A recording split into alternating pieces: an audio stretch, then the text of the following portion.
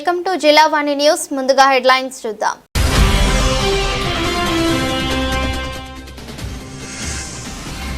ప్రభుత్వ భూముల్లో నివసిస్తున్న పేదలకు ఉచితంగా శాశ్వత గృహ పట్టాలను అందజేయడమే లక్ష్యమన్న మంత్రి నారా లోకేష్.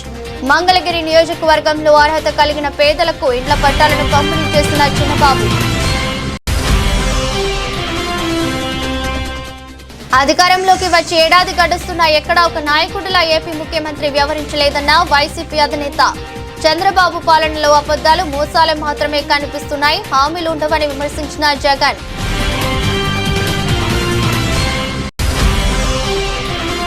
ఆత్రేయపురం వాడపల్లి శ్రీ వెంకటేశ్వర స్వామివారి ఆలయంలో నిర్వహించే వారి వార్షిక కళ్యాణోత్సవాలకు ఏర్పాట్లు పూర్తి. ఈ నెల 7వ తేదీ నుంచి 13వ తేదీ వరకు జరిగే స్వామి కళ్యాణంపై ఆలయ సిబ్బందితో సమీక్షించిన ఎమ్మెల్యే బండారు.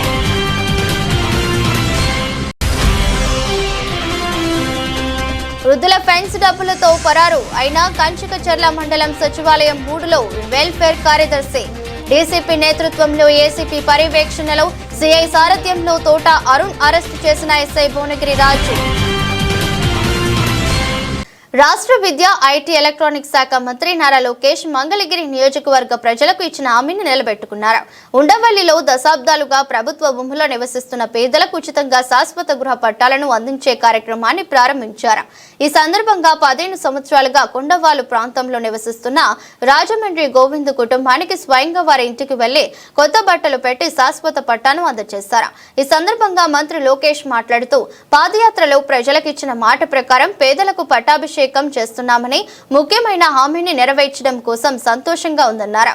మంగళగిరి నియోజకవర్గంలో అటవీ, దేవాదాయ, రైల్వే, ఇరిగేషన్ భూముల్లో ఎన్నో ఏళ్లుగా నివసిస్తున్న ప్రజల కష్టాలను చూశారని, వారికి శాశ్వత పట్టాలు ఇవ్వాలని నిర్ణయించాలని తెలిపారు. దశాబ్దాలుగా పట్టాలు కావాలి మాకని ప్రజల కోరిక కూటమి ప్రభుత్వం వచ్చిన మొదటి 10 నెలల్లో మేము ఇచ్చిన హామీ నిలబెట్టుకున్నాం. అది మాకున్న చిత్తశుద్ధి. మంగళగిరి కోసం మొదలైన ప్రక్రియ ఈ రోజు ఆంధ్ర రాష్ట్రంలో ఉన్న అందరికీ మనకొచ్చే విధంగా అయింది. సుమారుగా మొదటి విడతలో 8,000 మంది అప్లై చేస్తే దాంట్లో 4,200 మంది మంగళగిరి నియోజకవర్గంలో అప్లై చేశారు.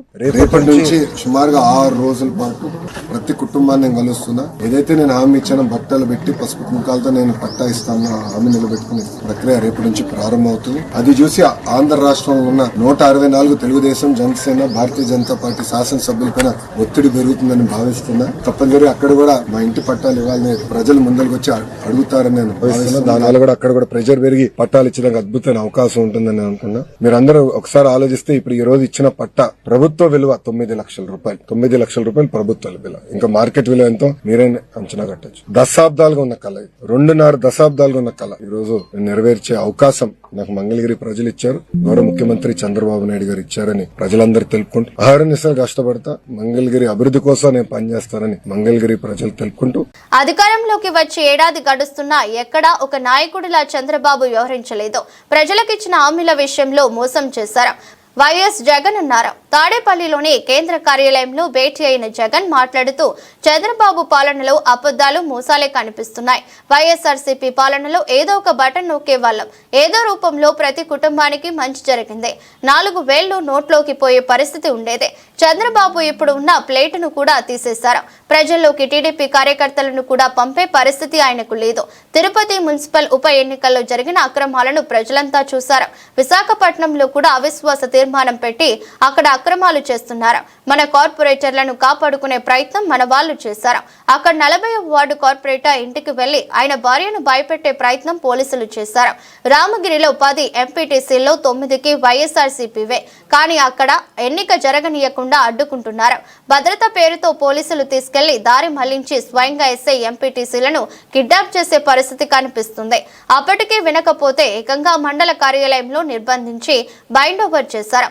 అంతటితో ఆకుండా లింగమయ్య అనే బీసీ నాయకుడిని చంపేశారు. ప్రతి నియోజకవర్గంలో చంద్రబాబు ఇలాంటి దారుణాలు చేయిస్తున్నారన్నారు.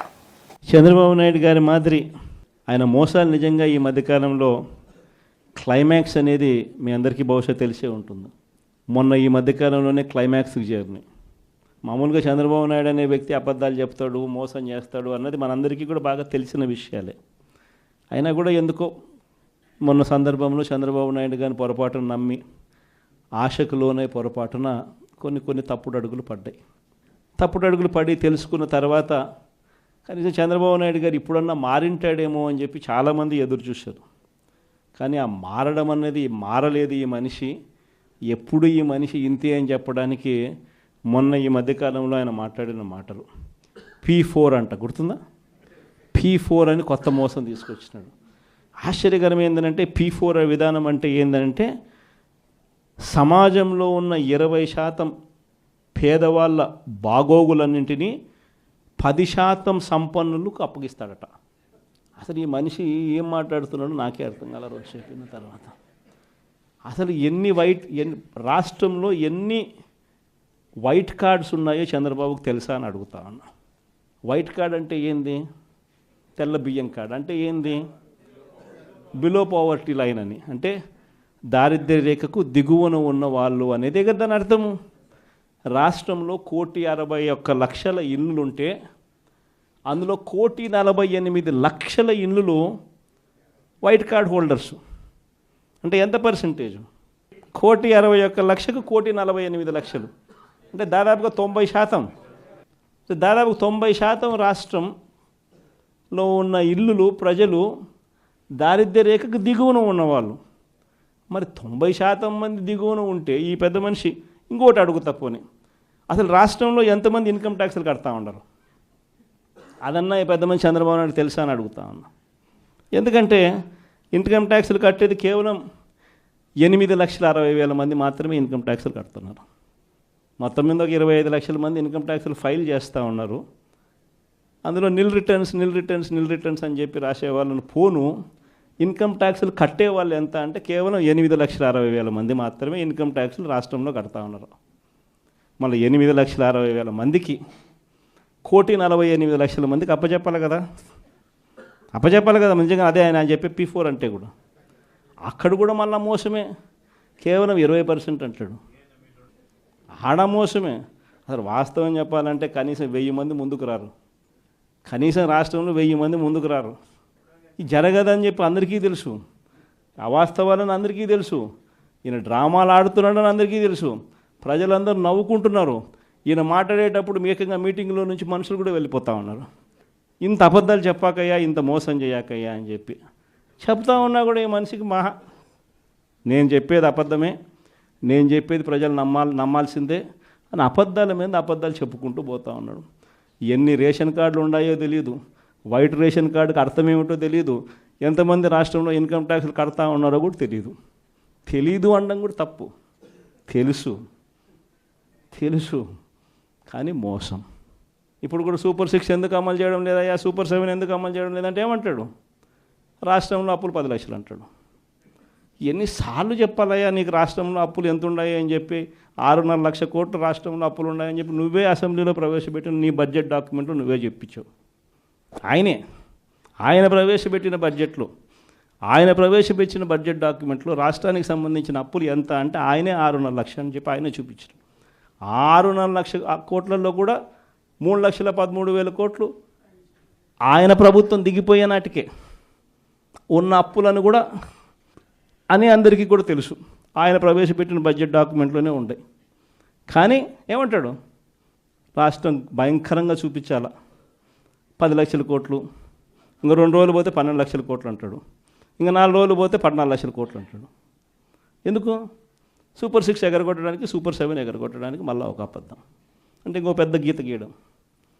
దిక్కుమాలిన అబద్ధాలు, దిక్కుమాలిన మోసాలతో ఈ రాష్ట్రంలో ప్రభుత్వంలో పరిపాలన చేస్తా ఉన్న ఇలాంటి పాలన పోయి మళ్ళీ మాట చెప్తే మాట మీద నిలబడే పాలన, ప్రజలకు ఏదైనా కూడా సమస్య వస్తే ఆ ప్రజల సమస్యలను చూసి కనీసం తప్పించే గుండె ఉండే ఒక మంచి పాలన మళ్ళీ రావాలి అని చెప్పి ప్రజలందరూ కూడా మనస్ఫూర్తిగా కోరుకుంటా ఉన్న ఇలాంటి సమయాల్లో వైఎస్ఆర్ కాంగ్రెస్ పార్టీకి నా అన్నదమ్ములుగా, నా అక్క చెల్లెమ్మలుగా మీరంతా నాకు తోడుగా నిలబడతా ఉన్నందుకు మనస్ఫూర్తిగా మీ అందరికీ కూడా మరొకసారి హ్యాట్స్ ఆఫ్ చెప్తా ఉన్నాను. కోనసీమ రాయలసీమ తిరుమల ఆత్రేయపురం మండలం వాడపల్లి శ్రీ వెంకటేశ్వర స్వామివారి ఆలయంలో ఈ నెల 7వ తేదీ నుంచి 13వ తేదీ వరకు జరిగే స్వామివారి వార్షిక కళ్యాణోత్సవాలకు వేలాది మంది భక్తులు తరలివచ్చే అవకాశం ఉన్నందున పటిష్ట ఏర్పాట్లు చేయాలని జిల్లా collector R Mahesh Kumar, Kothapeta MLA Bandaru Satyanandarao అధికారులను ఆదేశించారు. గురువారం దేవస్థానం కార్యాలయంలో ఉత్సవాల ఏర్పాట్లపై దేవస్థానం DC Chakradharrao, JC Nishanthi, RDO Srikar, DSP Muralimohan తదితరులతో సమీక్ష సమావేశం నిర్వహించారు. కళ్యాణం, తీర్థం, తెప్పోత్సవం, చక్ర స్నానం తదితర కార్యక్రమాలకు పెద్ద ఎత్తున భక్తులు తరలివచ్చే అవకాశం ఉన్నందున ఎలాంటి అవాంఛనీయ జరగకుండా అన్ని జాగ్రత్తలు తీసుకోవాలని ఆదేశించారు. తొలుత వారు స్వామివారిని దర్శించుకున్నారు.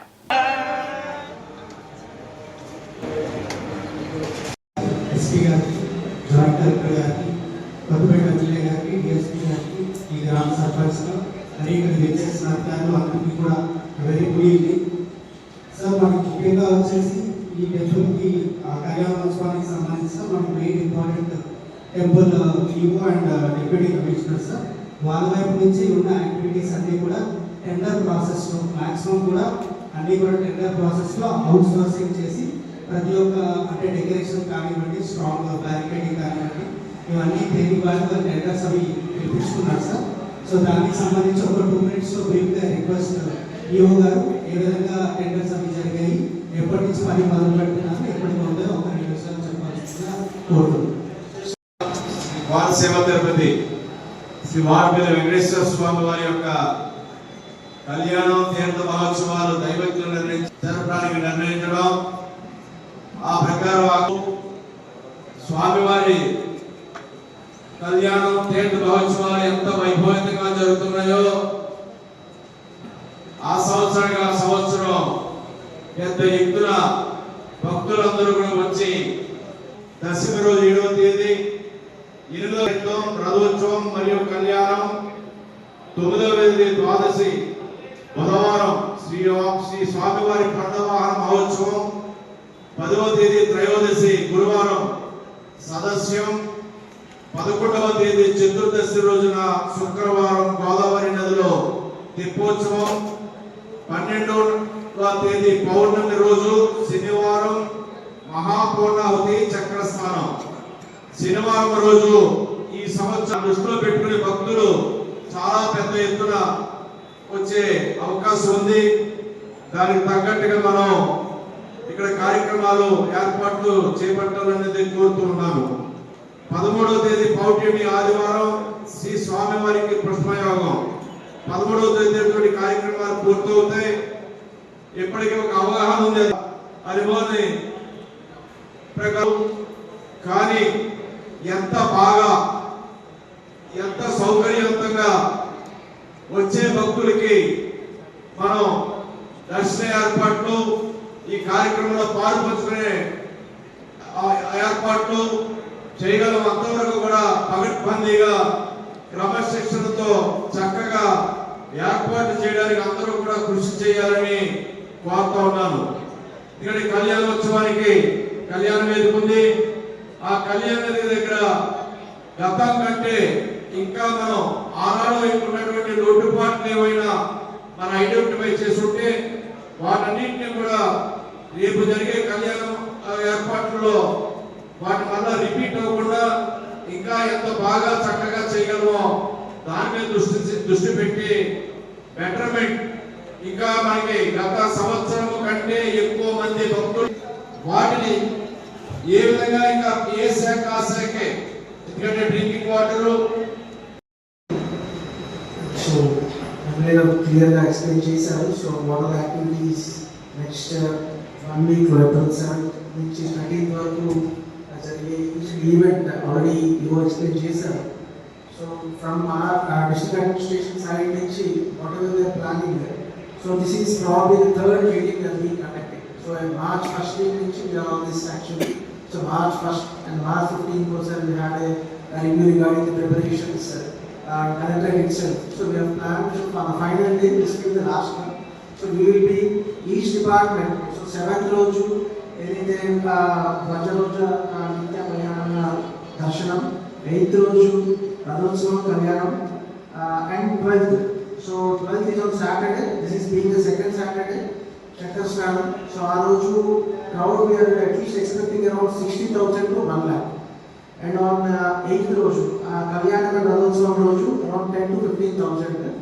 So from the past experience, so already earlier chapter, so past 10 years నుంచి numbers increase అవుతూ వచ్చాయి. సో ఈ టెంపుల్ యొక్క ఇంపార్టెన్స్ పెరిగింది, నమ్మకం పెరిగింది, డివోటీస్ పెరిగారు. సో డెఫినెట్ గా this year will be numbers will be higher than past 4 years. So past year కి ఆ నంబర్స్ పెరుగుతూ వెళ్తున్నాయి.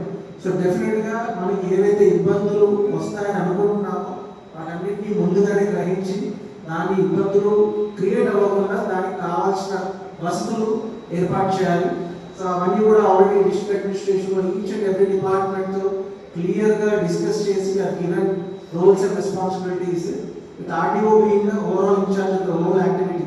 సో ఆర్డీఓ గారు I'll just brief for 2 to 3 minutes and I want RDO to brief the preparedness of each department. Each department, from the revenue side, drinking water, toilets, CPDs, electricity department, the also of the post department, the boarded chairs, fisheries department, and even we need to have be very aware that food preparations are proper, and sanitation, toilets, drinking water, signages, parking facilities, road map, crowd management ఎంతమంది పెడుతున్నారు. So each and activity మీద in-depth గా details గా discuss చేయడం జరిగింది already. we are being planned executively that next 1 week లో ఎటువంటి issues లేకుండా అన్టువర్డ్ ఇన్సిడెంట్స్ రాకుండా ప్లాన్ చేస్తున్నాం. I think we will be successful. God will also help us. So దేవుడు కూడా మాట్లాడే ఉన్నాడు, డెఫినెట్ గా ఏ ఇష్యూస్ లేకుండా ముందుకెళ్తామనే భావిస్తున్నాము. So I want to say the speaker just brief me exactly department wise about the presentation. NTR జిల్లా నందిగామ నియోజకవర్గం కంచికచర్ల మండలం సచివాలయం 3లో వెల్ఫేర్ సెక్రటరీగా పనిచేస్తున్న తోటా తరుణ్ 1వ తారీఖు వంచవలసిన పెన్షన్లు తాలూకా 48 లక్షల సొమ్మును డ్రా చేసి పంపిణీ చేయి వారికి పంచి తాను పంపిణీ చేయవలసిన మిగిలిన 7.5 లక్షల సొమ్ముతో పరారయ్యాడు. ఈ విషయాన్ని కంచికచర్ల ఎంపీడీఓ ఎస్ఐ భువనగిరి రాజుకు ఫిర్యాదు ఇవ్వగా సిపి ఆదేశాల మేరకు డీసీపీ నేతృత్వంలో ఏసీపీ పర్యవేక్షణలో మీ సిఐ సారథ్యంలో టీములుగా ఏర్పడి విచారించగా తన ఇంటి వద్ద ఉన్నట్లు సమాచారం తెలుసుకున్న ఎస్ఐ భువనగిరి రాజు అతని పట్టుకోవడం జరిగింది. ఈ సందర్భంగా ఎస్ఐ రాజు మాట్లాడుతూ ఇతను ఆ సొమ్ముని సరదాలకు, జూదాలకు, వ్యసనాలకు యాప్స్ ద్వారా అధిక డబ్బు సంపాదించాలని చెడు ఆలోచనతో ఖర్చు పెట్టినట్లు తెలిపారు. ఇతని దగ్గర ఉన్న 28,000 రూపాయలు స్వాధీనం చేసుకున్నట్లు తెలిపారు. ఏదైనా పై కేసు నమోదు చేసి దర్యాప్తు కోర్టుకు పంపడం జరిగిందని తెలిపారు. ఎంపీడీఓ గారి యొక్క ఒక కంప్లైంట్ ఇవ్వడం జరిగింది. ఈ కంప్లైంట్ యొక్క సారాంశం ఏమిటంటే KCL 3లో తోటా తరుణ్ అని ఒక వెల్ఫేర్ సెక్రటరీ ఒక అతను పనిచేస్తుంటారు. అతను ప్రభుత్వం వారు ఏర్పరిచిన పెన్షన్ పథకం సంబంధించి అమౌంట్ అతను దాన్ని పెన్షన్దారులకి పంచే క్రమంలో అతను ఆ అమౌంట్ని మిస్అప్రియేషన్ చేసుకొని కనపడకుండా ఫోన్ స్విచ్ ఆఫ్ చేసి కనపడటం లేదని చెప్పి కంప్లైంట్ ఇవ్వడం జరిగింది. దానికి సంబంధించి వివరాలు సేకరించగా ఇతను 28వ తారీఖున పెన్షన్ సంబంధించి మొత్తం 48 లక్షల రూపాయలు అకౌంట్ ద్వారా డ్రా చేసి వాటిలో ఇవ్వాల్సిన సెక్రటరీలందరికీ అమౌంట్ ఇచ్చేసిన తర్వాత ఇతను పంచవలసింది. తర్వాత అదేవిధంగా పేరుకు కూడా సంబంధించిన అతను కూడా ఒక ఉద్యోగస్తులు 2,50,000 చిల్లర మొత్తం కలిపి 7,50,000 రూపాయలు 1వ తారీఖున పెన్షన్ని పంచకుండా ఇతను అప్స్కాన్లో ఉండటం జరిగింది. దానికి సంబంధించి ఇచ్చిన కంప్లైంట్ ప్రకారం వెంటనే ఎఫ్ఐఆర్ నమోదు చేసి టీంలుగా మా సిపి గారు, అదేవిధంగా మా డీసీపీ గారు, అదేవిధంగా మా ఏసీపీ గారు, సిఐ గారి ఆదేశాల మేరకు మేము ఒక టీంలుగా ఏర్పడి ఇతన్ని సెర్చ్ చేయడం జరిగింది. ఆ గ్రామంలో మాకు రాబట్టిన సమాచారం ప్రకారం అతను పెనుగొడి గ్రామంలో ఇంటికాడ ఉంటారని ఇంటికి వచ్చిన ఇన్ఫర్మేషన్ ప్రకారం వెళ్ళి అతన్ని వివిధ సమస్యలు పట్టుకోవడం జరిగింది. ఎంక్వైరీ చేయగా అతను ఈ యొక్క అమౌంట్ని తన యొక్క సరదాలకి, జోద వ్యసనాలకి వాడుకోవడం, అమౌంట్ తీసుకున్న తర్వాత 2 రోజులు గ్యాప్ రావడం ద్వారా ఈ గ్యాప్ని వేరు వేరు యాప్లలో పెట్టి అధిక డబ్బు సంపాదించాలనే ఆలోచనతో జోద ప్రయత్నాలతో ఒక డఫా బిట్ అనే యాప్లో ఈ అమౌంట్ని స్కానర్ ద్వారా అమౌంట్ ఎక్కించుకొని వివిధ అకౌంట్లు వివిధ వాళ్ళ దగ్గర అమౌంట్ ఇచ్చుకొని వాళ్ళ దగ్గర ఫోన్పే ద్వారా స్కానర్ ద్వారా అమౌంట్ని టపాబిట్లో ఎక్కించుకొని క్యాష్ను అదేవిధంగా వేరే విధంగా ప్యాకెట్ సంబంధించి తర్వాత జోదగిరికి సంబంధించిన గేమ్స్ ఆడి ఈ అమౌంట్ మొత్తాన్ని అతని దుర్వినియోగం చేయడం జరిగింది. మనకి 28,000 రూపాయల అమౌంట్ కూడా ఈ యొక్క సంబంధించిన అమౌంట్ దొరకడం జరిగింది. సీజ్ చేయడం జరిగింది. కేసు పేరు సీజ్ జరిగింది. ఇతన్ని ఫర్దర్గా ఇతను చేసిన తప్పుని ఇతను తెలియపరిచి జ్యుడిషియల్ రిమాండ్కి పంపించడం జరుగుతుంది. ఏ సెక్షన్ చీటింగ్ అదేవిధంగా ప్రభుత్వ ఉద్యోగి ఏమన్నా తప్పు చేస్తే దుర్విఘ్న పరిస్థితి 408 అంటే మన సెక్షన్ 318 క్లాస్ 4 3:1 క్లాస్ 5 ప్రకారం బిఎన్ఎస్ ప్రకారం అతన్ని రిమాండ్ తరలిస్తుంది. ఇతను గతంలో కూడా గంపలగూడెంలో కూడా ఇదే విధంగా చేయడం జరిగింది. అదేవిధంగా అప్పుడు ప్రభుత్వ యొక్క ఆదేశాల ప్రకారం అతన్ని డిపార్ట్మెంటల్ యాక్షన్ సస్పెండ్ చేయడం జరిగింది. ఆఫ్టర్ సస్పెన్షన్ వచ్చి ఇది కమ్ టు కంచిచర్ల కేసీఆర్కి రీజాయిన్ అయ్యారు. మండల గ్రామ ప్రజలందరికీ పోలీసు వారి విజ్ఞప్తి. ప్రజెంట్ ఈ యొక్క ఐపీఎల్ అనేది బాగా నడుస్తుంది గ్రామాల్లో, అదేవిధంగా మండలంలో ఎక్కడైనా కూడా షాపుల దగ్గర కానీ జనాల దగ్గర గుమ్మిగూడి ఎక్కడైనా ఈ ఫోన్ యాప్ల ద్వారా కానీ బెట్టింగ్లు పాల్పడి మా దృష్టికి కనుక వస్తే కనుక వాళ్ళ మీద కఠినమైన చర్యలు తీసుకోవడం జరుగుతుంది. మీ ఒకవేళ ఈ విధంగా క్రికెట్ బెట్టింగ్లు ఆడుతున్నారని ఎవరికైనా మీకు తెలిసిన వేళ మా పోలీస్ స్టేషన్కి మీరు ఇంటిమేషన్ ఇవ్వచ్చు. మీ యొక్క సమాచారం మేము రహస్యంగా ఉంచడం జరుగుతుంది. ఈ జోద క్రీడలు ఆడి వీళ్ళు ఎంతో సంపాదించాల్సిన ఆలోచనతో ఉండి తన జీవితాల యొక్క భవిష్యత్తు పోగొట్టుకుంటున్నారు. సంపాదించిన డబ్బులు కూడా ఈ బెట్టింగ్లు పెట్టి పోగొట్టుకుంటున్నారు. చాలామంది ఈ విధంగా కంప్లైంట్లు వస్తున్నాయి.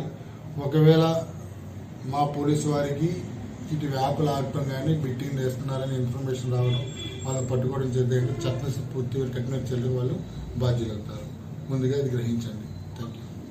అనకాపల్లి గవరపాలెం సంతబైల వద్ద గల జిల్లాలోనే అతిపెద్ద రామాలయం, పురాతన కాలం నుంచి ప్రసిద్ధిగాంచిన శ్రీ పెదరామస్వామి ఆలయంలో ఈ నెల 6వ తేదీ ఆదివారం శ్రీ సీతారామ కళ్యాణ మహోత్సవం ప్రతి ఏడాది వలె ఈ ఏడాది కూడా అంగరంగ వైభవంగా నిర్వహించేందుకు అన్ని ఏర్పాట్లు చేస్తున్నామని తెలుగుదేశం పార్టీ రాష్ట్ర కార్యనిర్వహణ కార్యదర్శి దాడి రత్నాకర్ అన్నారు. ఈ మేరకు గురువారం కళ్యాణ మహోత్సవంకు సంబంధించిన కరపత్రాలను రత్నాకర్ చేతుల మీదుగా ఆవిష్కరించారు. సందర్భంగా మాట్లాడుతూ మాజీ మంత్రివర్యులు దాడి వీరభద్రరావు నేతృత్వంలో ఆలయ కమిటీ సభ్యుల ఆధ్వర్యంలో సీతారాముల కళ్యాణ మహోత్సవం నిర్వహించబడుతుందన్నారు. ఈ కార్యక్రమంలో పాల్గొన్న వారు కొనతాల సత్యనారాయణ, మల్ల రాజా, కొనతాల భాస్కర్, బొడ్డేడ శంకర్రావు, కొనతాల అప్పలనాయుడు, ఆలయ పూజారులు బిక్కవెల్లి నాగ సోమశేఖర్ శర్మ, కొనతాల గోపీకృష్ణ, ఆళ్ల శ్రీను, కర్రి అప్పాజీ, కోరుమిల్లి ఆరుద్ర, పెంటకోట శివాజీ, ఆడారి రాజేంద్ర ప్రసాద్, ఆడారి చందు, పెంటకోట చిన్న, పథకం శెట్టి పూర్ణచంద్రరావు, సూరిశెట్టి బంగారు నాయుడు, సూరిశెట్టి ఉమామహేశ్వరరావు, జగన్, రామకృష్ణ, కొనతాల చిన్న తదితరులు పాల్గొన్నారు. జిల్లాలోనే అతిపెద్ద రామాలయంగా పురాతన కాలం నుంచి ప్రసిద్ధిగాంచినటువంటి శ్రీ సంతబైల శ్రీ పెదరామస్వామి దేవస్థానంలో రేపు అంగరంగ వైభవంగా శ్రీరామనవమి కళ్యాణోత్సవం జరిపించుటకు అంతగా సన్నాహాలు పూర్తి చేయడం జరిగింది. అందులో భాగంగా రేపు 6వ తారీఖు ఆదివారం మరి శ్రీరామనవమి సందర్భంగా రేపటి నుంచే 4వ తారీఖు ఉదయం 9:10 మరి ఇక్కడ రాట ముహూర్తంతో ఈ కళ్యాణ మహోత్సవ ఏర్పాట్లు ప్రారంభమై మరి మళ్ళీ ఆదివారం ఉదయం తెల్లవారే 4 గంటల నుంచి 6 గంటల వరకు కూడా పెదరామస్వామి వారికి అభిషేకాలు భక్తులందరూ కూడా వచ్చి వాళ్ళు చేసుకోవడం జరుగుతుంది. అదేవిధంగా 10 గంటల నుంచి కూడా కళ్యాణ మహోత్సవం మొదలు, అట్లాగే 11:53 మరి కళ్యాణం గడియలు పెద్దలందరూ కూడా నిర్ణయించడం జరిగింది. దాని ప్రకారం కూడా కళ్యాణ మహోత్సవం ప్రతి ఏడాది వలె ఈ ఏడాది కూడా పెద్ద ఎత్తున ఇక్కడ పెదరామస్వామి దేవస్థానంలో జరుగుతాయి. అదేవిధంగా ఆ కళ్యాణ మహోత్సవం అయిన తర్వాత మళ్ళీ 8వ తారీఖున రాత్రి ఉంజల్ సేవా కార్యక్రమం కూడా నిర్వహించడం జరుగుతుంది. మరి శ్రీరామనవమి రోజున కూడా ఇక్కడ సంతబైల ప్రాంతంలో ఉన్నటువంటి పెదరామస్వామి దేవస్థానంలో ఈ వచ్చేటువంటి భక్తులందరికీ కూడా పెద్ద ఎత్తున సుమారు మరి 6,000 మందికి పైచిలకు ఇక్కడ భోజన ఏర్పాట్లను కూడా ప్రసాద రూపంలో వారందరూ కూడా భక్తులకు ఏర్పాటు చేయడం జరిగింది. మరి ఇందులో ప్రధానంగా అందరూ పెద్దలందరూ కూడా నాన్నగారు దాడి వీరభద్ర గారి ఆధ్వర్యంలో ఈ కార్యక్రమం నిర్వహించడం, అదేవిధంగా కొంతాల సత్యనారాయణ గారు, అలాగే మల్ల రాజా గారు, అదేవిధంగా బొడ్డేటి శంకర్రావు గారు, ఇంకా కొంతాల అప్పలనాయుడు గారు, మన కొంతాల గోపి, అలాగే అప్పాజీ, ఈ అందరూ రత్నశెట్టి శ్రీను, ఈ అందరూ కమిటీ సారథ్యంలో కోరిపిల్లి ఆరుద్ర, ఇంకా అనేక మంది పెద్దలు భక్తులు ఈ స్థానిక పెద్దల అందరి తాలూకా ఆధ్వర్యంలో, అదేవిధంగా మా కార్పొరేటర్ భాస్కర్రావు సాయంతో పూర్తి స్థాయిలో ఈ శ్రీరామనవమి వేడుకల్ని పెద్ద ఎత్తున నిర్వహించడం జరుగుతుంది. కాబట్టి స్వామివారి ఆశీస్సులు పొందడానికి భక్తులందరూ కూడా ఆ రోజు ఉదయం 10:30 నుంచి తరలి రావాల్సిందిగా అందరికీ కోరడం. జగ్గంపేట వైఎస్ఆర్ కాంగ్రెస్ పార్టీ కార్యాలయంలో నియోజకవర్గ విస్తృత స్థాయి సమావేశంలో జగ్గంపేట వైఎస్ఆర్ కాంగ్రెస్ పార్టీ ఇన్ఛార్జి తోట నరసింహం, యువ నాయకులు తోట రామ్జీ పాల్గొన్నారు. కార్యక్రమంలో ఇన్ఛార్జి తోట నరసింహం మాట్లాడుతూ కూటమి ప్రభుత్వంపై నిప్పులు చెరిగారు. అబద్ధపు హామీలతో ప్రజలను మోసం చేసి గద్దెనెక్కి రాష్ట్రాన్ని అప్పుల కుప్పలో తోసేస్తున్నారని అన్నారు. గత వైసీపీ ప్రభుత్వ పాలనపై అబద్ధపు విమర్శలు చేసి ప్రజలకు ఇస్తానన్న పథకాలు అమలు చేయకుండా ప్రజలను మోసగించి పరిపాలన సాగిస్తున్నారని నిప్పులు చెరిగారు. 2027లో జమిని ఎన్నికలు వస్తే ఆంధ్రప్రదేశ్ రాష్ట్రంలో వైఎస్ఆర్ కాంగ్రెస్ పార్టీ జెండా ఎగరడం ఖాయమని అన్నారు. అలాగే జగ్గంపేట నియోజకవర్గంలో వైఎస్ఆర్సీపీ జెండా ఎగురవేయటం ఖాయమని, ఇది అన్ని పార్టీ వాళ్ళు ముఖ్యంగా వైఎస్ఆర్ కాంగ్రెస్ పార్టీ అని ముసుగులో ఉన్న నాయకులు కూడా ఇది గుర్తు పెట్టుకోండి అన్నారు. కొంతమంది తప్పుడు ప్రచారాలు చేస్తున్నారని అవి నమ్మకండి అంటూ కార్యకర్తలను ఉద్దేశించి మాట్లాడారు. కార్యక్రమంలో తోట నరసింహం తనయుడు తోట రామ్జీ కీలక వ్యాఖ్యలు చేశారు. జగ్గంపేట వైఎస్ఆర్ కాంగ్రెస్ పార్టీ ఇన్ఛార్జిగా తోట నరసింహమే కొనసాగుతారని, జగన్మోహన్ రెడ్డి పరిపాలనలో కోవిడ్ సమయంలో కూడా ఇంటి దగ్గర ఉండి ప్రజలకు పథకాలు అందించిన ఘనత ఆయనదని, ఈ కూటమి ప్రభుత్వం సూపర్ 6 పేరు చెప్పి ప్రజలను మోసం చేస్తున్నారని అన్నారు. మరి ఈ రకంగా జగన్మోహన్ రెడ్డి గారు ఉన్నట్టు ఆయన మీద ఉన్నటువంటి ఏకైక నమ్మకం, విశ్వాసాలే మన కార్యకర్తలు కానీ ప్రజాపతులు కానీ ధైర్యంగా నిలబడుతున్నారు. మరి తప్పనిసరిగా మనందరూ కలిసి పెట్టుకుందాం. మీకు ఎప్పుడు ఏ సమస్య వచ్చినా సరే మీరు ఆధారపడవద్దు. ఎవరు ఎన్ని రకాలైనటువంటి మరి ఏ చెప్పినా సరే మనం నమ్మవలసిన పని లేదు, వారిని ఏ రకమైన పరిగణలో తీసుకోవాల్సిన పని లేదు. అలాగే మరి ఇంత నేను గ్రామ కమిటీ గురించి చెప్పాను, చాలా పటిష్టమైనది. ప్రధానంగా దాని మీదే పెట్టడం జరిగింది.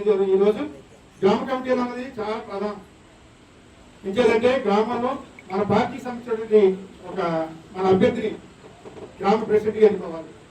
తర్వాత 2 జనరల్ సెక్రటరీలు ఉంటాయి, 4 జనరల్ సెక్రటరీలు, 4 సెక్రటరీలు మనకు సంబంధించినటువంటి ఆ ఊళ్ళో సంబంధించినటువంటి మన కార్యకర్తలు చేసుకోవాలి. మనం ఆ గ్రామానికి సంబంధించిన ఉదాహరణగా ఒక గ్రామం ఉందంటే ఆ గ్రామంలో ఉన్నటువంటి మన పార్టీ సంబంధించిన నాయకులు అందరూ ఎక్కడో ఒక చోట కూర్చొని మనం ఎవరైతే బాగుంటుంది, మన అభ్యర్థిగా ఎవరైతే బాగుంటుంది ప్రెసిడెంట్గా 10 మంది ఆకట్టుకోవాలి. కులం పరంగా ఉంటుంది.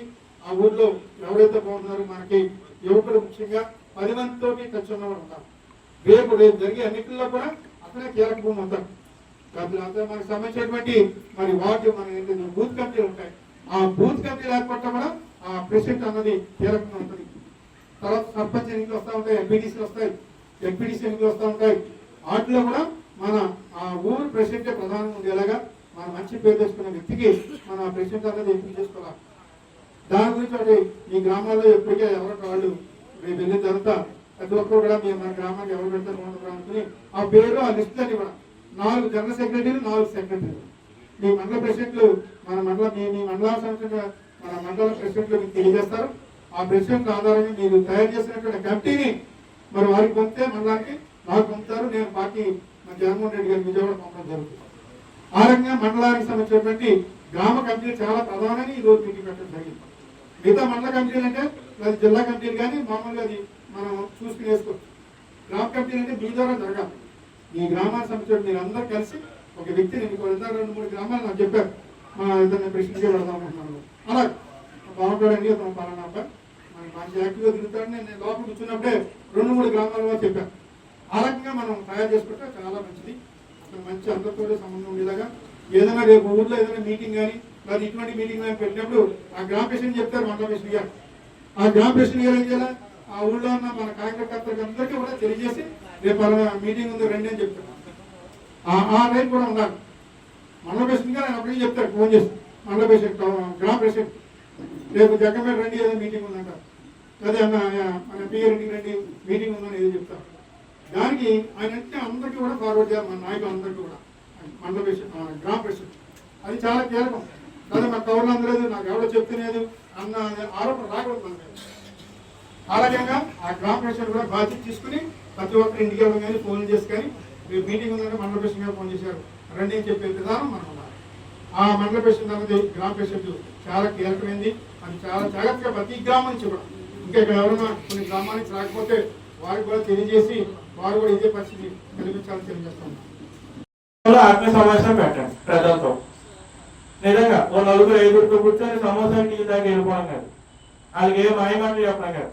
నిజంగా మీరంతే నిజంగా వైఎస్ఆర్సీపీకి కట్టుబడి ఉండి మీరు జగన్మోహన్ రెడ్డి గారి నాయకత్వంలో పనిచేస్తాం అనుకుంటే ప్రతి గ్రామంలో మేము పెట్టినట్టు మేము పెట్టిన సగంలో సగం ఓ 10 గ్రామాల్లో ఆత్మీయ సమావేశాలు పెట్టండి. అక్కడ లోకల్ ప్రజలతో అక్కడ నాయకులతో పెట్టండి ఛాలెంజ్. అది కానీ నిజంగా ఒక 20 ఆత్మీయ సమావేశాలు కానీ సక్సెస్ అవుతే నేను మా నాన్నగారు జగన్మోహన్ రెడ్డి గారు దగ్గరికి వెళ్ళి మా వాళ్ళ గారు అక్కడే ఇచ్చేయండి ఇన్ఛార్జ్ అని చెప్పి చెప్తాను. అది ఇది ఓపెన్ ఛాలెంజ్.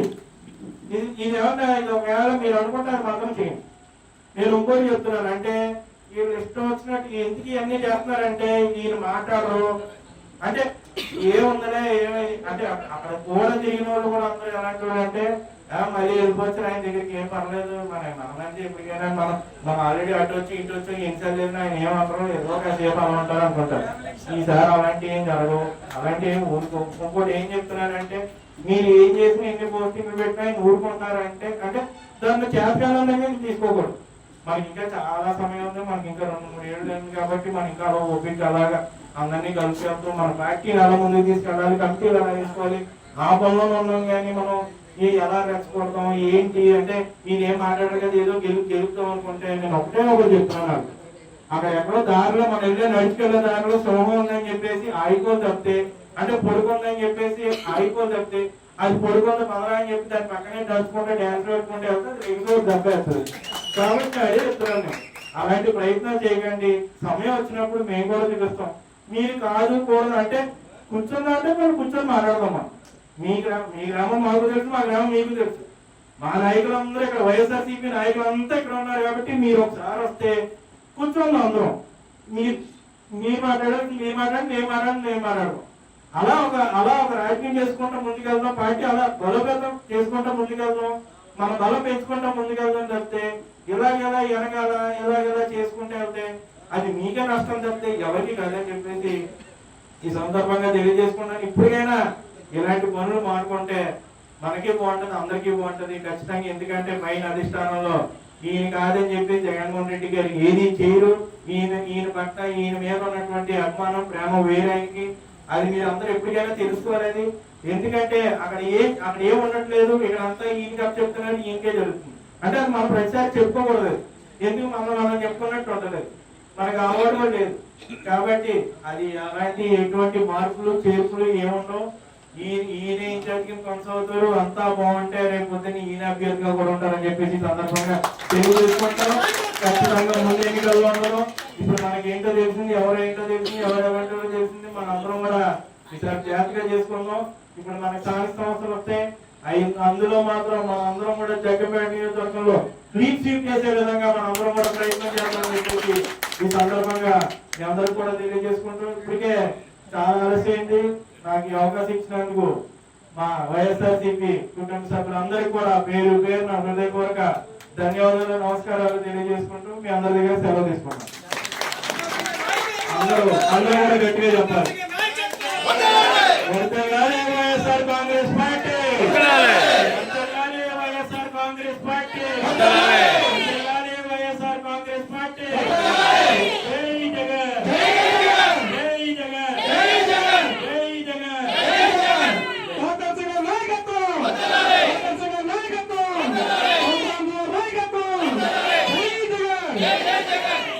కాకినాడ జిల్లా పెదపూడి మండలం సంపర గ్రామంలో 59వ శ్రీరామ సప్తాహం సందర్భంగా 4వ రోజు అనగా 2/4/2025 తేదీ బుధవారం సాయంత్రం 8 గంటలకు శ్రీనివాస కళ్యాణం అత్యంత వైభవోపేతంగా జరిగింది. తిరుమలలో జరిగినట్లుగా వైకానస ఆగమం ప్రకారం వైకానస మహాదాచార్య వాడపల్లి గోపాలాచార్యులు ఆధ్వర్యంలో 10 మంది వైకానస పండితులు పర్యవేక్షణలో శ్రీదేవి భూదేవి సమేత వెంకటేశ్వర స్వామి వారి దివ్య కళ్యాణం అత్యంత వైభవంగా జరిగింది. కార్యక్రమానికి యజ్ఞకర్తలుగా కండవెల్లి హనుమంత ఆచార్యులు పనిశ్రీ దంపతులు పాల్గొన్నారు. సంపర పుట్టకొండ చింతపల్లి కాండ్రేగుల కుమర ప్రియం మగవాళ్ల గ్రామాల నుంచి అధిక సంఖ్యలో భక్తులు వచ్చి కళ్యాణాన్ని తిలకించి కళ్యాణ అక్షంతలు స్వామివారి ప్రసాదం స్వీకరించారు. కళ్యాణ సందర్భంగా కాకినాడ వాస్తవ్యులు చిరంజీవి లక్ష్మీ ప్రణీత భరతనాట్యాన్ని కూడా చేశారు. ఆలమూరు వాస్తవ్యులు పెదపూడి అనంతలక్ష్మి మరియు గంగవరం వాస్తవ్యులు శ్రీ పద అన్నమాచార్య కీర్తనలు ఆలపించారు. తిరుమలలో జరిగినట్లుగా జరగడం చేత భక్తులు 12 గంటల వరకు కళ్యాణాలు చూసి ధరించిపోయారు. జై శ్రీరామ్. కాకినాడ జిల్లా పెదపూడి మండలం సాంపరాయణ గ్రామంలో అతి పురాతనం నుంచి కూడా జరుగుతున్న 59వ శ్రీరామ సప్తాహం సందర్భంగా 2వ తారీఖు బుధవారం రోజున అఖిలాండకోటి బ్రహ్మాండ నాయకుడైన కలియుగ వైకుంఠం శ్రీ వెంకటేశ్వర స్వామి శ్రీదేవి భూదేవి సమేత వెంకటేశ్వర స్వామి వారికి దివ్య కళ్యాణ మహోత్సవం 20 మంది వైకానస పండితుల చేత అత్యంత వైభవపేతంగా జరిగింది. ఈ శ్రీరామ సప్తాహాలు ఉగాది నుండి శ్రీరామనవమి వరకు కూడా 8 రోజులు అత్యంత వైభవపేతంగా జరుగుతాయి.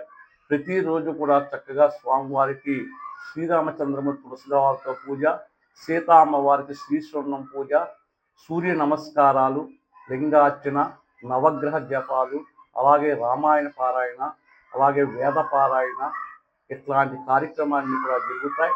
సాయంకాలం హోమం, ఆ తరువాత స్వామివారికి అమ్మవారికి కూడా తులసి పూజ, కుంకుమ పూజ, ఆ తరువాత దర్బారు సేవ, నీరాంజన మంత్రపుష్పాలు కూడా జరుగుతాయి. ఇవి 58 సంవత్సరాల నుంచి జరుగుతున్నాయి.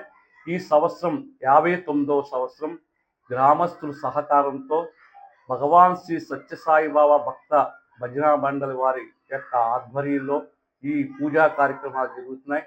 ఇందులో భాగంగా 2వ తారీఖు బుధవారం రోజు సాయంకాలం 8 గంటలకు అఖిలాండ కోటి బ్రహ్మాండ నాయకుడి యొక్క దివ్య కళ్యాణ మహోత్సవం అత్యంత వైభవపేతంగా జరిగింది. 20 మంది తిరుమల తిరుపతి దేవస్థానం దగ్గర ప్రత్యేక శిక్షణ పొందిన వేద పండితుల చేత ఈ కళ్యాణ మహోత్సవం జరిగింది. ఈ కళ్యాణానికి చుట్టుపక్కల గ్రామాల నుండి అధిక సంఖ్యలో భక్తులు వచ్చి స్వామివారి యొక్క దివ్య కళ్యాణ మహోత్సవాన్ని చూసి స్వామివారి యొక్క ప్రసాదాన్ని అలాగే కళ్యాణ తలంబ్రాలను తీసుకుని ఆ భక్తులందరూ కూడా తరించారు, పులకించిపోయారు. కాబట్టి ఈ కళ్యాణం అత్యంత వైభవపేతంగా జరిగింది.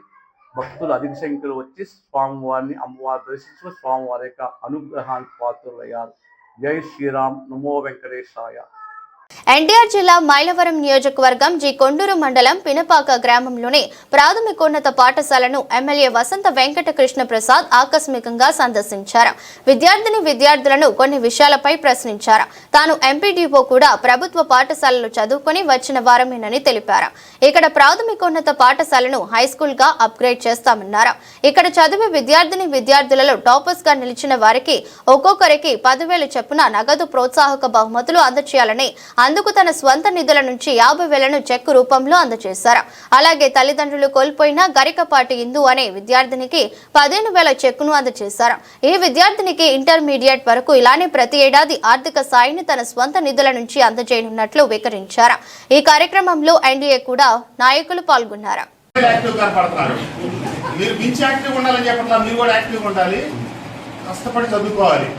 ఈ ఊర్లో చాలా వరకంటే మంచి ఇన్ఫ్రాస్ట్రక్చర్ ఉంది. మేము చదువుకున్నప్పుడు మాకు ఇన్ని తరగతి గదులు లేవు, ఈ బల్లలు లేవు, మాకు యూనిఫామ్లు ఇచ్చిన వాళ్ళు లేరు, మాకు ఏమి ఇచ్చిన వాళ్ళు లేరు. పుస్తకాలన్నీ అంటే కొనుక్కోగలిగి ఉన్నాం, అది వేరే విషయం. కానీ మేమందరం చదువుకుని కూడా గవర్నమెంట్ స్కూల్లోనే. మీరు ఏదైనా గవర్నమెంట్ స్కూల్లో చదువుకుంటే పైకి రావనుకోవద్దు. ఇక్కడున్న ఎండిఓ గారు గవర్నమెంట్ స్కూల్లో చదువుకుని ఎండిఓ అయ్యాడు. నేను గవర్నమెంట్ స్కూల్లో చదువుకుని ఎమ్మెల్యే అయ్యా. మీరు చదువుకుంటే ఎంతైనా అవుతారు. మీరు అనుకోవటమే కావాల్సింది. కావాలి, నేను హీరోయిన్ కావాలి, లేకపోతే సింగర్ కావాలి, డాన్సర్ కావాలనుకున్నారనుకో మీరు వెనకబడిపోతారు. మీ అమ్మమ్మ, మీ నాయనమ్మ, మీ అమ్మ 7th, 8th, 9th కూడా ఉందిగా, నెక్స్ట్ అవుతుంది. ఎవరైతే స్కూల్ టాపర్ వస్తారో మాస్టర్ ఫస్ట్ 5 తరగతులు వాళ్ళకి డబ్బు డ్రా చేసి ఫస్ట్ వచ్చిన తలా 10,000 మీ ఊరు స్కూల్ పిల్లలకి.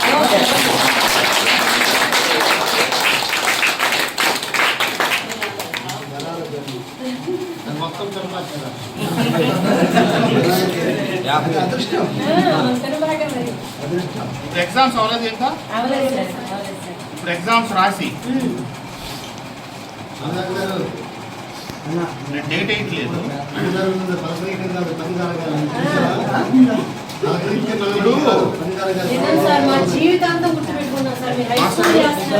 ఇది మీరు దగ్గర పెట్టుకొని ఈ సంవత్సరం మీకు ఇంకా ఎగ్జామ్స్ టైం ఉంది కదా, ఎవరైతే ఇది 6th, 7th, 8th, 9th ఈ 4 సెక్షన్లో టాప్ వచ్చిన టాపర్ వాళ్ళందరికీ తలా 10,000 5 అవుతుంది మీ స్కూల్. ఇది మీరంటే కాంపిటీషన్, మీ అందరికి ఓపెన్ కాంపిటీషన్. తర్వాత మళ్ళీ నేను మీ అందరికీ కదనాను. తుని నియోజకవర్గాన్ని కంచుకోటగా చేసుకుని 40 పాలించిన యనమల రామకృష్ణుడు నాయకత్వంలో మరో 40 ఏళ్లు ప్రభుత్వ విప్ ఎమ్మెల్యే యనమల దివ్య నాయకత్వంలో నియోజకవర్గ అభివృద్ధికి తెలుగుదేశం పార్టీ పటిష్టతకు పనిచేస్తానని Kota Nandur primary health centre chairman Velaga Venkata Krishna Rao తెలిపారు. కాకినాడ జిల్లా కోట నందూరు మండలం తన కార్యాలయంలో మాట్లాడుతూ తనకు అవకాశం కల్పించిన ప్రియతమ నాయకులు మాజీ మంత్రి యనమల రామకృష్ణుడు ప్రభుత్వ విప్ ఎమ్మెల్యే యనమల దివ్యకు కృతజ్ఞతలు తెలిపారు. ఈ సందర్భంగా మాట్లాడుతూ తన రాజకీయ ప్రస్థానం తెలుగుదేశంతో ప్రారంభమై తెలుగుదేశం పార్టీ కీలక శాశ్వత సభ్యత్వం తీసుకున్నానని, పార్టీ నియమ నిబంధనలకు అనుగుణంగా పనిచేసి మండలంలో పార్టీ పటిష్టత కృషి చేస్తానన్నారు. తనకు వచ్చిన అవకాశం ద్వారా ప్రాథమిక ఆరోగ్య కేంద్రాన్ని ప్రభుత్వ విప్ యనమల దివ్య సహకారంతో 30 పడకల ఆసుపత్రిగా తీర్చిదిద్దడానికి కృషి చేస్తానని, తద్వారా కోట నందూరు మండలంలో మరింత మందికి వైద్య సేవలు అందుబాటులోకి వస్తాయని ఈ సందర్భంగా ఆశాభావం వ్యక్తం చేశారు. ఇప్పటికే ప్రియతమ నాయకులు మాజీ మంత్రి యనమల రామకృష్ణుడు ఎమ్మెల్యే దివ్య సహకారంతో మండలంలో అభివృద్ధి పనులు వేగవంతంగా సాగుతున్నాయని, ప్రభుత్వం పైన పాలన పైన ప్రజలకు పూర్తిగా విశ్వాసం ఉందని సంతోషం వ్యక్తం చేస్తున్నారని ఈ సందర్భంగా తెలిపారు. రాజకీయాల్లోకి అరంగేట్రం చేసి ఫిబ్రవరి 6వ తారీఖు నాడు ప్రత్యక్ష రాజకీయాల్లోకి నేను రావడం జరిగింది. అది ఎందువల్ల వచ్చానంటే, మనం ఆ రోజు ఉన్న పరిస్థితుల్లో రాష్ట్రం అధోగతి పాలైపోతుంటే ప్రజల కష్టాలు చూడలేక కన్నీరు తొడవాలి, కనీసం ఎంతో కొంత సహాయం చేయాలి, మన వంతు సహాయం యువతగా మనం ముందుకు నడిస్తేనే రాష్ట్రం కూడా ఎంతో సుభిక్షంగా ఉంటుంది, ఇటువంటి పరిపాలన అయితే బాగోదు అనే ఉద్దేశంతో నేను ఎంతో పట్టుదలతో, చంద్రబాబు నాయుడు గారు అంటే నాకు ఎంతో ఇష్టం. అలాగే మన నియోజకవర్గం అయినటువంటి కోటనందూరు గ్రామం, నేనున్న గ్రామం తుని నియోజకవర్గంలో ఉంది కాబట్టి తుని నియోజకవర్గంలో మన ప్రియతమ నేత యనమల రామకృష్ణుడు గారి సేవలు కూడా నాకు చాలా ఇష్టం. ఇప్పుడు పార్టీ పుట్టిన దగ్గర నుంచి 42 సంవత్సరాల నుంచి కూడా ఆయన పార్టీని అంటిపెట్టుకుని ఉన్నారు. పార్టీ ఎన్నో పదవులు ఇచ్చింది ఆయనకి. పదవులకి ఆయన అలంకారాన్ని తీసుకొచ్చాడు, పదవులకి గౌరవాన్ని తీసుకొచ్చాడు ఆయన.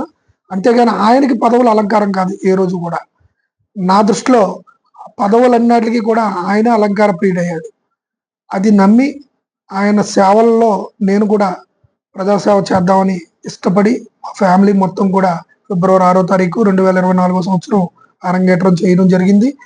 ఆ రోజు నుంచి మొదలుకొని ప్రతి క్షణం నేను ఒక పక్క వ్యాపారం చేసుకుంటూ నా పని నేను చేసుకుంటూ కూడా పార్టీ కోసం ఎంతో కృషి చేశాను. ఎంతో పట్టుదలగా గెలిపించి ఎప్పుడూ లేని విధంగా మా కోటనందూరు గ్రామంలో మెజారిటీ తెలుగుదేశం పార్టీకి తీసుకొని రావడంలో నా పాత్ర ఎంత కొంతైనా ఉందని నేను నమ్ముతున్నాను. అట్లాగే పార్టీ పెద్దలుగా రామకృష్ణుడు గారు కానీ, వారి అమ్మాయి యనమల దివ్యమ్మ గారు మాకు సోదర సమానురాళ్ళు, ఆవిడని గెలిపించడానికి ఎంతో విజయం సాధించాలని చెప్పి ఎంతో కృషి చేశాను. కృషి చేసినందుకు ధన్యవాదాలుగా నేను ఎప్పుడో ఎలక్షన్ అయిన తర్వాత గెలిచిన తర్వాత కూడా ఆమెకి ధన్యవాదాలు చెప్పడానికి వెళ్తే ఆమె నాతో ఒక మాట అన్నారు, మీ సేవలు పార్టీకి వినియోగించుకుంటాం, అలాగే ప్రజాసేవ కోసం రానున్న 5 సంవత్సరాల్లో కూడా మిమ్మల్ని ఎక్కడ ప్రజాసేవ చేయించాలో అక్కడ మేము వినియోగించుకుంటామని చెప్పి ఆమె మాట ఇచ్చారు. అలాగే మాకు కూడా తోడ్పాటుగా ఉంటామని చెప్పి ఆ మాట ఇవ్వడం జరిగింది. అదే మాట ఇచ్చిన ప్రకారంగా రామకృష్ణ గారు కానీ, దివ్యమ్మ గారు కానీ మాట ఇచ్చిన ప్రకారంగా ఈరోజు కోటనందూరు మండలంలో కోటనందూరు గ్రామంలో జగన్నాథపురం రెవెన్యూలో ఉన్నటువంటి పిహెచ్సి ప్రాథమిక ఆరోగ్య ఆసుపత్రి దానికి అభివృద్ధి కమిటీ చైర్మన్ గా నన్ను నిన్న నియమించడం జరిగింది. కాబట్టి ఈ రోజు నేను సభాముఖంగా పాత్రికేయుల ముఖంగా నేను వారిరువురికి కూడా నేను కృతజ్ఞతలు తెలియజేసుకుంటున్నాను మనస్ఫూర్తిగా. అలాగే ఈ పార్టీని బలోపేతం చేయడానికి నా వంతు ఏం కృషి చేస్తానో చెప్తాను.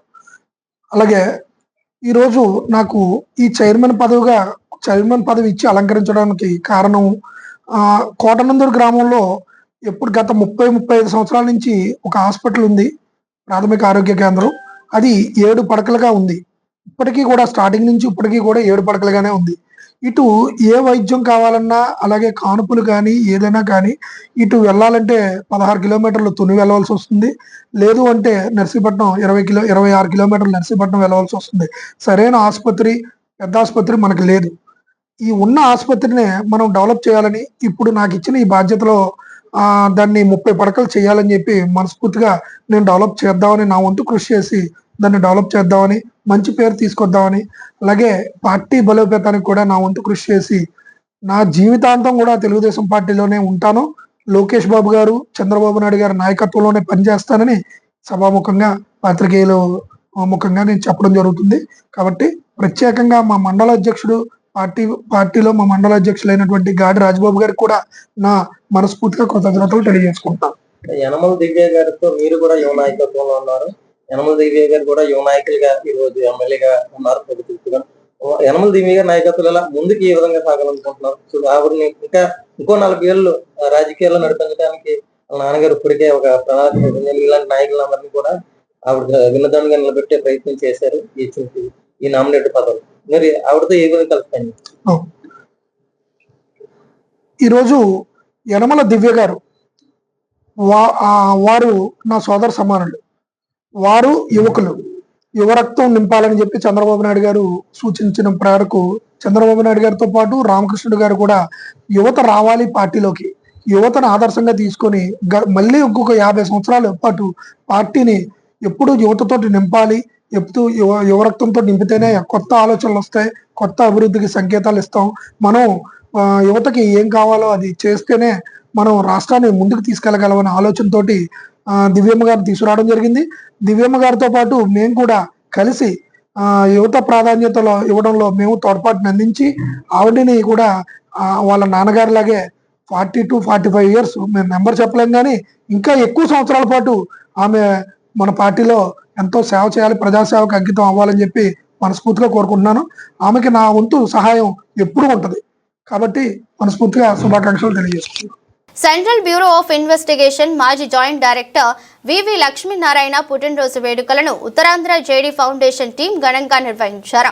తొట్లకొండ వద్ద ఉన్న చిన్నజీయర్ స్వామి దివ్యాంగుల ఆశ్రమంలో ఉన్న పిల్లలకు అన్నదాన కార్యక్రమం, నరసింహనగర్ పోర్ట్ స్టేడియం వద్ద రక్తదాన శిబిరం నిర్వహించారు.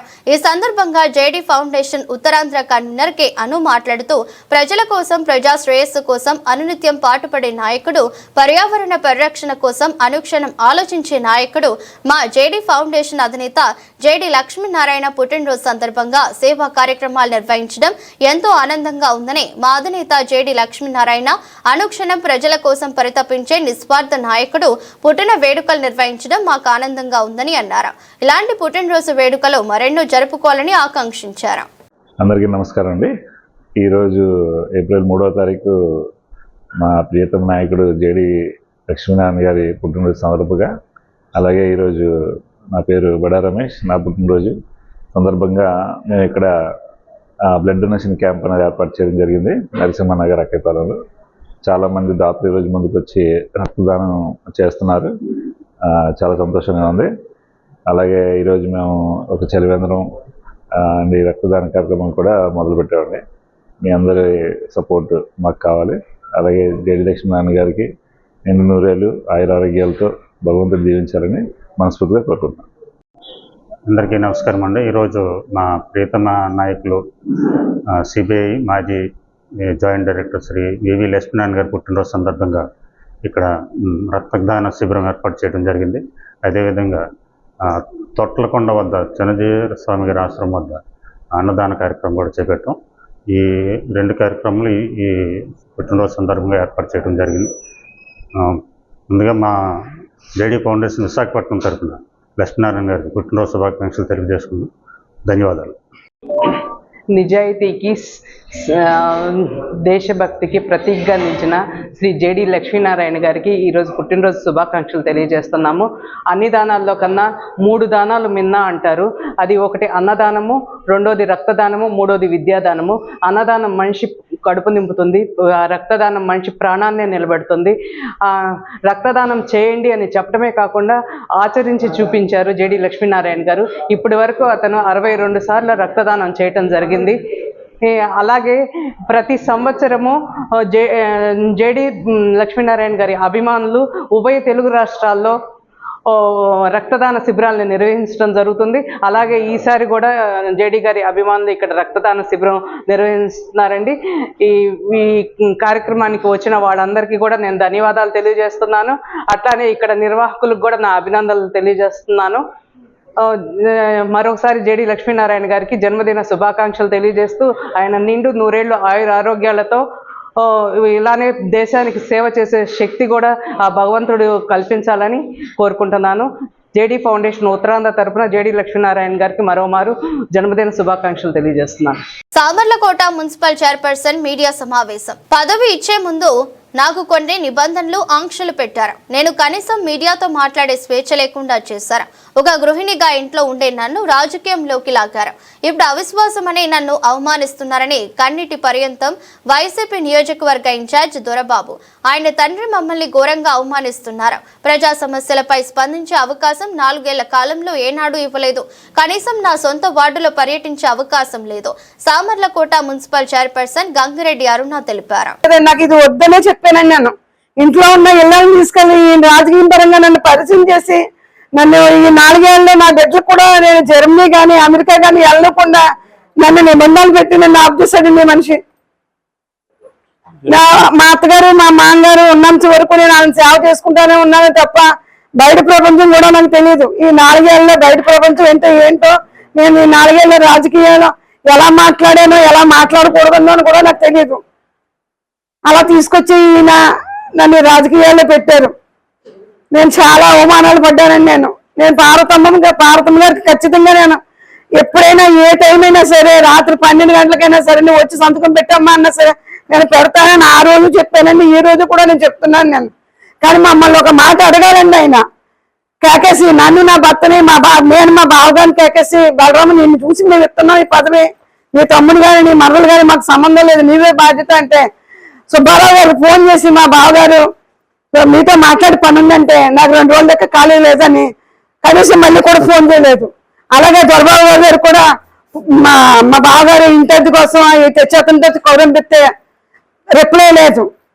మళ్ళీ మా బావగారు ఫోన్ చేస్తే రిప్లై లేదు. అలాగే కాలేజీలోని 100 సంవత్సరాలు పూర్తయ్యి అక్కడ కాలేజీ చదువుకున్న వాళ్ళకి ఆ ప్రోగ్రాంకి దొరబాబు గారు వస్తే అక్కడే మా బావగారు ఈయన వెళ్తే మా బావగారు మీతో మాట్లాడి పని ఉన్నదని దొరబాబు గారిని అడిగితే నేను ప్రయోగా వెళ్తున్నానండి వచ్చాక చూద్దారని అన్నారు. మళ్ళీ దానికి సమాధానం లేదు. ఈయన 2-3 సార్లు వెళ్ళారు. అక్కడ అక్కడ సీసీ కెమెరాలు, మా ఇంట్లో కూడా సీసీ కెమెరాలు ఉన్నాయండి. అబద్ధం ఆడవలసిన పని లేదు. నా ఇంటికి ఎవరెవరు వస్తున్నారు ఎవరు వెళ్తే నా కొడుకు 2019లో ఇచ్చాడండి నాకు సీసీ కెమెరాలు. నీకు ఏం కావాలమ్మా నీకు కొనుక్కుంటా, నాకు సీసీ కెమెరాలు కావాలమ్మా అంటే ఏమైనా బంగారం కొనుక్కుంటారు డబ్బు తీసుకుంటారు నీకెందుకు అని అడిగితే రేపు పొద్దున్న రాజకీయ పరంగా ఎవరైనా మన ఇంటికి వచ్చినా చేసినా వేరే రకంగా ఉంటాయి, మనకు వద్దండి సీసీ కెమెరాలు అయ్యి ఉంటాం మంచిదని 2021లో ఇచ్చాడండి. 2019 కాదు 2021లో ఇచ్చాడండి మా అబ్బాయి. నాకు పదవి వచ్చిన 3 నెలలకే మా బాబు వచ్చాడు అమెరికా నుంచి. అప్పుడు నాకు ఏం ఇచ్చాడని నన్ను అడిగితేనే మేము ఎప్పుడు ఏది ఆశించలేదండి. మళ్ళీ ఈయన వెళ్ళారు దొరబాబు గారితో మాట్లాడుకున్నారు. ఈయన ఏదో దర్శనం పడ్డారు వచ్చేసారు. అసలు దేనికి మమ్మల్ని దింపడానికి మమ్మల్ని కేకేసి దొరబాబు గారు కానీ సుబ్బారావు గారు కానీ ఏమ్మా నీకు పదవి ఇచ్చా 4 ఏళ్ళు అయిపోయింది నువ్వు దిగిపోవచ్చు, మేము ఎవరికైనా ఇచ్చుకుంటామో లేదంటే నా భార్యని ఇచ్చుకుంటానో ఏదో చేస్తాను నువ్వు సంతకం పెట్టాలమ్మంటే మేము ఎందుకు పెట్టినాం? వెనకాల రాజకీయం కుట్ర చేయకూడదు. ఈ రాజకీయం కుట్ర దేనికి? 10 మంది మమ్మల్ని బ్యాన్ చేయడానిక? వాళ్ళే ఇచ్చారు ఈ పదవి. వాళ్ళు ఇచ్చి మమ్మల్ని అవమానం చేశారు. ఎందుకలా అవమానం చేద్దాం? చంటి పిల్లడు కూడా తెలుస్తుంది రాజకీయం అంటే ఏంటో. నేను కాకెత్తి నేను పెట్టినా సంతకం. నేను సుబ్బారావు నేను ఫోన్ చేశాను, నాన్నగారండి నేను అమ్మకన్నారు కదా మళ్ళీ వేరే వాళ్ళకని అంటున్నారేటని అడిగితే ఆయన నా మీద కేకలేశారు. ఎవరికైతే నీకే నువ్వు సంతకం పెడతావా లేదా అని అడిగాను. నేను పెడతానండి, అమ్మకైతేనే పెడతానండి అని చెప్పి ఫోన్ పెట్టేశాను నేను. అంటే అంత విధంగా మేము బతికెత్తున్నాం అన్నమాట.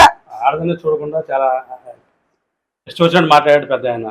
తర్వాత మాకు ఇచ్చినటువంటి పదవిని మేము అడగలేదు. ఎప్పుడు 2021లో నేను ఆల్రెడీ ఈ వార్డులో నిలబడదాం అనుకుంటే 2021లో ఆ వార్డు జనరల్ అయ్యింది, బీసీ అయింది. బీసీ అయితే జనరల్ కావాలనుకుంటే 27 వార్డు ఉందంటే ఆ వార్డులోకి వెళ్ళడం జరిగింది. ఆ వార్డులో మేము పోటీ చేయడం జరిగింది. మేము కౌన్సిలర్ గారే అనుకున్నాం తప్పితే నేను ఏ రోజు చైర్మన్ కానీ మేము అనుకోలేదు. కానీ వాళ్ళకు ఉన్నటువంటి ఇబ్బందులు ఏదో వచ్చినాయి, దానికి చైర్మన్ అనేది కావాలని ఆల్రెడీ మొత్తం మీద ఎంక్వైరీ చేయగా సీనియారిటీలో ఉండగా నేను నా సీనియారిటీని గుర్తించి ఆల్రెడీ ఊళ్ళో లోకల్గా వీళ్ళు కూడా గుర్తించి నాకు చైర్మన్ పదవి అప్పచెప్పడం జరిగింది. కానీ చైర్మన్గా మేము ఎప్పుడు అడగలేదు. ఆ రోజు నా భార్య, నా దగ్గర వీడియో కూడా ఉంది, ఇస్తాను, నేను చూపిస్తాను మీకు. ఆ రోజు నా భార్య మీకు ఆల్రెడీ ఎప్పుడైతే ఇవ్వాలనుకుంటే ఆ రోజు నేను స్వయంగా భారతమ్మ గారికి ఇస్తానని చెప్పేసి ఆవిడ కూడా ప్రమాణం చేసి ఎప్పుడైనా చైర్మన్ గా నేను ఉన్నానండి. అందరూ కూడా వచ్చేవారు మీటింగ్ అట్లా. ఎప్పుడైనా నేను ఒక చైర్మన్ గా ఉన్నానా? మున్సిపల్ ఆఫీస్ కి ఎప్పుడు ఆ నెలకు ఒకసారి ఆ మీటింగ్ వెళ్తాను నేను. అందులో నుంచి నేను దేనికి వెళ్ళాను. ఎన్నో ఆంక్షలు మాకు పదవి ఇచ్చారు కానీ ఎన్నో ఆంక్షలు పెట్టి ఏమైనా మున్సిపల్ ఆఫీస్కి వెళ్తే మున్సిపల్ ఆఫీస్లో ఉన్నటువంటి ఇప్పుడు నలుగురు కమిషనర్ వెళ్ళిపోయారు. ఆ నలుగురు కమిషనర్తో కూడా ఈ చైర్మన్ ఓన్లీ డమ్మి, ఆవిడ అలా వచ్చిపోద్ది అంతే, అంతవరకే. అంత పరిపాలన మాదే, మేము చేస్తాం అని చెప్పేసి కమిషనర్ చెప్పడం జరిగింది. కమిషనర్ కూడా మేము వెళ్తుంటే కంగారు ఎవరి మటుకు బయటకు వెళ్ళిపోవాలి. కారణం ఏంటంటే మీరు ఏమీ చేయడం లేదని మా పైన చాలా చెప్పారండి. ఆ ప్రకారం మేము నడుచుకోవాలని చెప్పేసి వాళ్ళు ఎన్నోసార్లు చెప్పిన రోజులు ఉన్నాయి. మమ్మల్ని చాలా అవమానం చేశారు. మేము ఆల్రెడీ పదవి గురించి మేము ఆశించలేదు. మేము ఏదైతే మొన్న ఆ పదవి కోసం తిరిగిన వ్యక్తి, ఒక వ్యక్తి ఈ దళారి, ఒక కాంట్రాక్టర్ సంచులు పెట్టుకుని మోటార్లు సంచులు పెట్టుకుని తిరిగాడు, మాకు ఇవ్వండి అని. కానీ వాళ్ళకి ఇవ్వకుండా మమ్మల్ని ఎంచుకున్నారు. వాళ్ళు మమ్మల్ని మంచిగా ఉన్నాం కాబట్టి మాకున్న గౌరవానికి, మాకున్న పేరుకి మేము మంచి అని చెప్పి వాళ్ళు తెలుసుకుని మాకు ఇవ్వడం జరిగింది. కానీ ఈవేళ మమ్మల్ని అడగకుండా ఎవరికాళ్ళు మామూలుగా కౌన్సిలర్స్ని మేనేజ్ చేసి, కౌన్సిలర్స్ కూడా మా మీద సానుభూతుంది. ఇవాళ కూడా నాతో మాట్లాడుతున్నారు కౌన్సిలర్స్.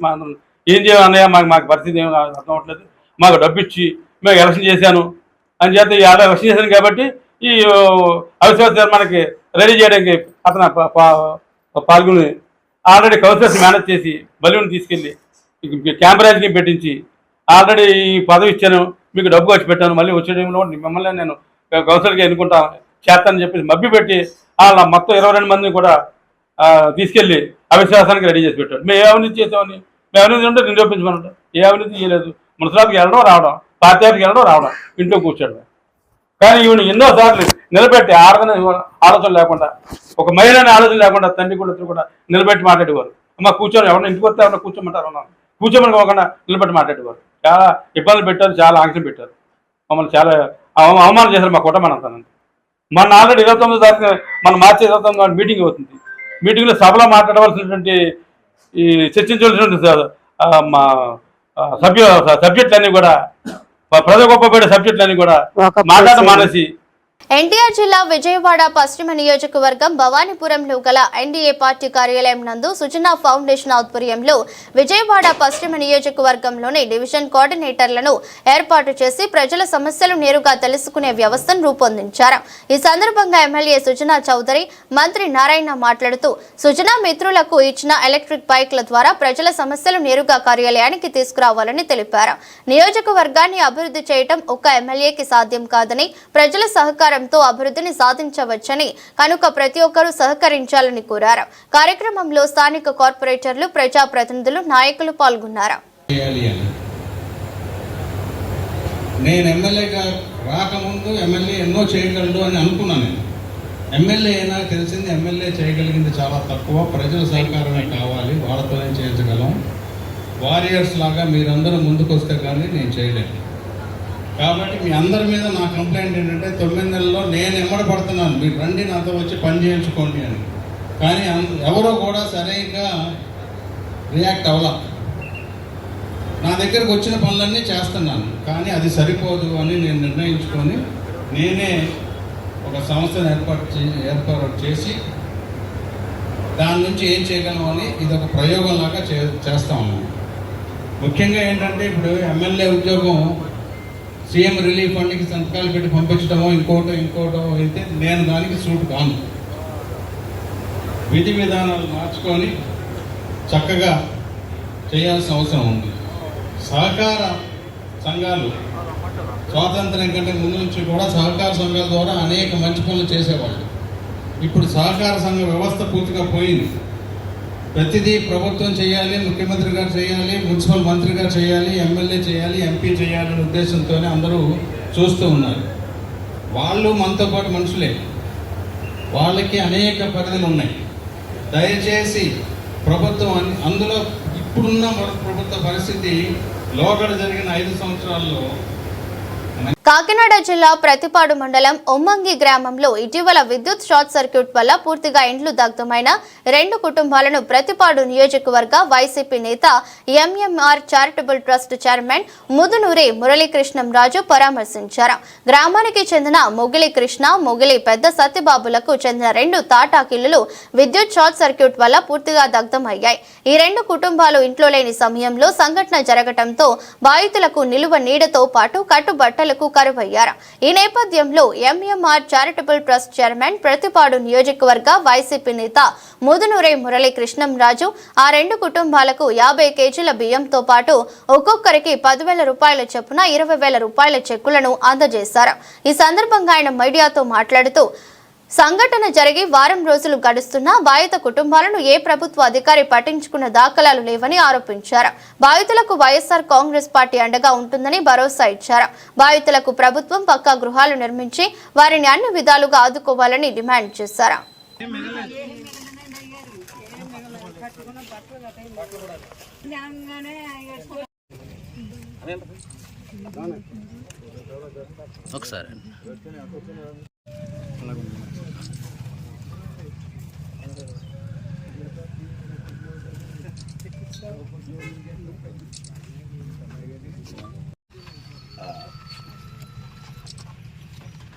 దారుణమైన విషయం, ఒక బీసీ సామాజిక వర్గానికి చెందినటువంటి వ్యక్తులు ఇక్కడ బతకలేక, ఈ గవర్నమెంట్ వచ్చిన తర్వాత బతకలేక వలసిపోతే ఇక్కడ ఒక షార్ట్ సర్క్యూట్ జరిగింది.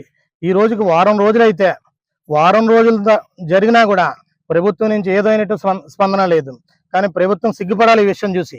ఒక బలహీన వర్గాలకు సంబంధించినటువంటి నిరుపేదలు, ఈ నిరుపేదలు తినడానికి తిండి లేదు, కనీసం ఒక పూట బియ్యం ఇద్దామని కానీ, 10 కేజీలు బియ్యం ఇద్దామని కానీ, నిత్యావసర వస్తువులు ఇద్దామని కానీ, ఏదైనా చూద్దామని కూడా కనీసం దృష్టి పెట్టకుండా వీళ్ళందరినీ రోడ్డు పాలు చేసినటువంటి ఈ ప్రభుత్వం కనీసం స్పందించలేదు. ఈ రోజుకి వాళ్ళకి ఎలా బతుకుతారన్నది కూడా చూడలేదు.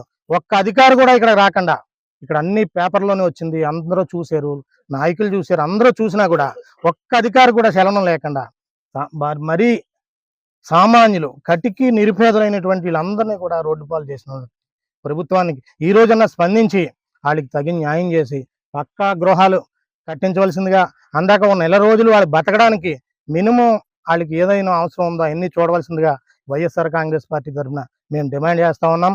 అంతేకాకుండా మీరు వాళ్ళకి పక్కా ఇళ్ళు ఇచ్చి, స్థలాలు ఇచ్చి వాళ్ళకి పక్కా గృహాలు కట్టించకపోతే భవిష్యత్తు రోజుల్లో మీరు మూల్యం చెల్లించుకోవడం తప్పదు. వైఎస్ఆర్ కాంగ్రెస్ పార్టీ గవర్నమెంట్ వచ్చిన వెంటనే జగన్ గారి దృష్టిలో పెడతాం. వచ్చిన వెంటనే కూడా వీళ్ళకి తగిన న్యాయం చేస్తామని మేము హామీ ఇస్తా ఉన్నాం. అంతేకాకుండా ఈ లోపల వాళ్ళు ఏదైనా ఇంటి కట్టుకున్నా మాకు ప్రత్యేకంగా ట్రస్ట్ ఉంది, ట్రస్ట్ తరఫున కూడా వాళ్ళకి భారీ స్థాయిలో కూడా ఆర్థిక సాయం చేస్తానని ఇప్పటికన్నా ప్రభుత్వం స్పందించి ఈ ఏదైతే నిరుపేదలు ఉన్నారో, ఒక బలహీన వర్గాలకు సంబంధించిన వ్యక్తులు ఎవరైతే ఉన్నారో ఇక్కడ బతకలేక వేరే రాష్ట్రం వలసపోయి బతికితే అక్కడ కూడా బతకడానికి వెళ్ళిన తర్వాత ఇక్కడ ఈ అఘాయిత్యం జరిగింది. దాన్ని చూసుకుని మళ్ళీ రావడం, ఇక ఇలా చూడండి ఎంత నిరుపేదలు. వీళ్ళని చూసి కూడా ప్రభుత్వం స్పందించలేదు.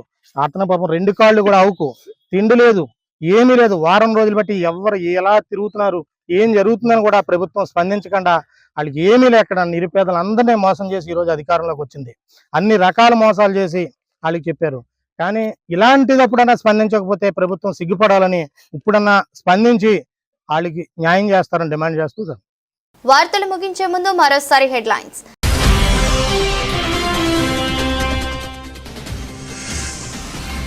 ప్రభుత్వ భూముల్లో నివసిస్తున్న పేదలకు ఉచితంగా శాశ్వత గృహ పట్టాలను అందజేయడమే లక్ష్యమన్న మంత్రి నారా లోకేష్. మంగళగిరి నియోజకవర్గంలో అర్హత కలిగిన పేదలకు ఇండ్ల పట్టాలను పంపిణీ చేసిన చిన్నబాబు. అధికారంలోకి వచ్చి ఏడాది గడుస్తున్నా ఎక్కడా ఒక నాయకుడిలా ఏపీ ముఖ్యమంత్రి వ్యవహరించలేదన్న వైసీపీ అధినేత. చంద్రబాబు పాలనలో అబద్ధాలు, మోసాలు మాత్రమే కనిపిస్తున్నాయి, హామీలు ఉండవని విమర్శించిన జగన్.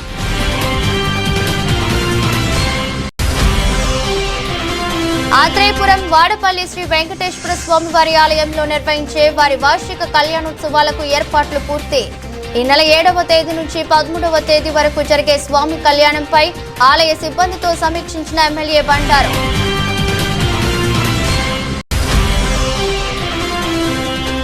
వృద్ధుల ఫెన్స్ డబ్బులతో పరారు అయిన కంచికచర్ల మండలం సచివాలయం 3లో వెల్ఫేర్ కార్యదర్శి. డీసీపీ నేతృత్వంలో ఏసీపీ పర్యవేక్షణలో సిఐ సారథ్యంలో తోట అరుణ్ అరెస్టు చేసిన ఎస్ఐ భువనగిరి రాజు. ఈ దృష్టి బులెటిన్ మరో బులెటిన్లో మళ్ళీ కలుద్దాం. అంతవరకు సెలవు, నమస్కారం.